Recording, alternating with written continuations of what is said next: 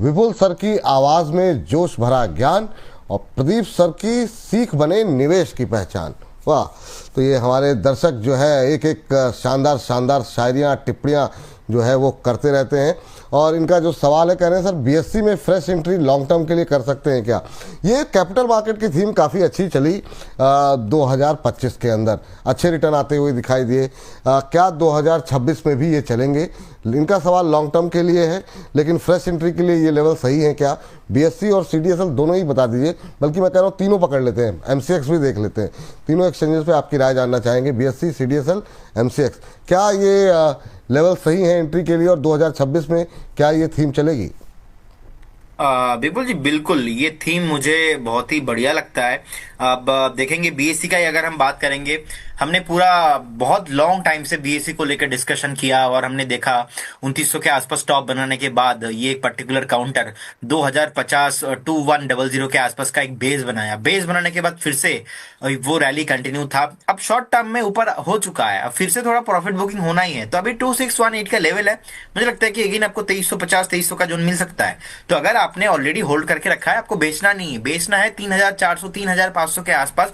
BSE 150 साल पुराने एक कंपनी है, एशिया का one of the oldest stock exchange माना जाता है। इस साल ही 150 ईयर्स 9 जुलाई को कंप्लीट हुआ है। और अगर हम देखेंगे अभी भी इंडिया में ऑलमोस्ट, मैं स्टडी कर रहा था, ऑलमोस्ट 22 करोड़ 24 करोड़ के आसपास का रजिस्टर्ड इन्वेस्टर है एक्सचेंज में। अगर हम कंपेयर करेंगे यूएस के साथ या तो अलग जो डेवलपिंग कंट्री है उनके साथ, तो अभी इंडिया कहीं पे दूर दूर तक नहीं है। अभी देश का पॉपुलेशन है 147 करोड़ के आसपास, ऑलमोस्ट 150 करोड़ के आसपास का पॉपुलेशन है। अभी उसमें से 24-25 करोड़ की जनता आया है। तो लोग आएंगे और भी न्यू इनका जो है बेसिकली पार्टिसिपेशन होने वाला है। और अभी जितने भी देश में आई है इन्वेस्टमेंट एडवाइजर और SEBI registered decision analyst firm है, उनका रेगुलेटरी बॉडी है बीएसई।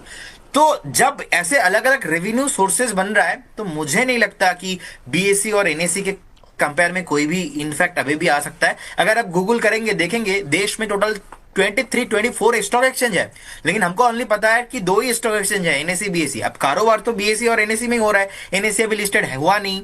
तो मुझे लगता है कि बीएसई का साथ कंपटीशन में दूर दूर तक कोई है नहीं, आपको डेफिनेटली बने रहना चाहिए। रही बात एमसीएक्स का, मुझे लगता है कि सर एमसीएक्स भी आपके पोर्टफोलियो में जरूर रखना चाहिए, लेकिन शॉर्ट टर्म में ना बहुत ऊपर आ चुका है। एक बार एक हेल्दी करेक्शन चाहिए 9300 से लेके 9500। अभी तो 10,900 के आसपास का प्राइस चल रहा है। अगर यहाँ पे मिलता है तो then you should definitely add to your portfolio, आपको करना चाहिए। सीडीएसएल भी प्रोमिनेंट स्टॉक है, एक बार अभी वेट करके जाइए। 1441 का प्राइस चल रहा है।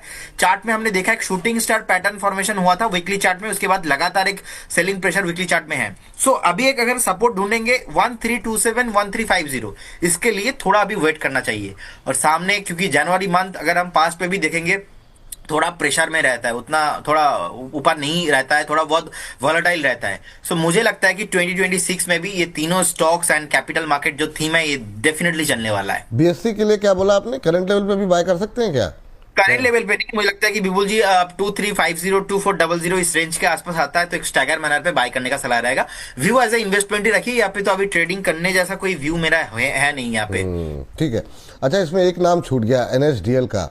काफ़ी लोगों के सवाल हैं इस पर, सोहेल खान साहब खास तौर से जानना चाह रहे हैं एनएसडीएल में क्या फ्रेश एंट्री की जा सकती है, क्या किस करनी चाहिए, तो किस लेवल पे वो जानना चाह रहे हैं। क्योंकि इस थीम की बात हो रही थी तो इनका सवाल भी मुझे लगा कि ले लिया जाए जी।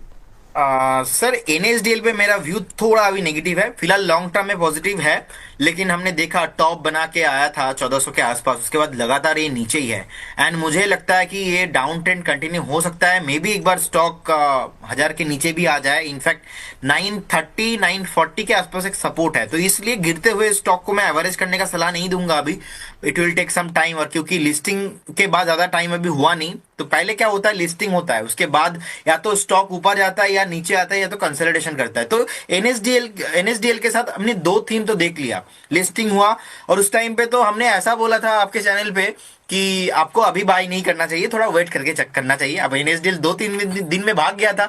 अब बहुत सारे लोगों को ऐसा लगा कि सर प्रदीप सर आपने तो मना कर दिया, हमने एंट्री नहीं लिया। तो सर ट्रोलिंग बहुत हुआ था उस टाइम पे। लेकिन देखिए ये वक्त वक्त का खेल है, सब कुछ घूम फिर के नीचे आ जाता है। दुनिया में ऐसा कोई आज तक एसेट क्लास हुआ नहीं, अभी है भी नहीं, जो आपको ऊपर आते ही दिखेंगे। हमने एनएसडीएल के साथ भी ऐसा ही देखा कि टॉप बना के नीचे आ रहा है। मुझे लगता है कि सर अभी वेट करना चाहिए, 1000 के लेवल ब्रेक होने पे और आपको नीचे मिल सकता है। अगर नहीं ब्रेक होता है कोई प्रॉब्लम नहीं, बट अभी तो टाइम करेक्शंस में है, हमें रिस्पेक्ट करना चाहिए। ठीक है,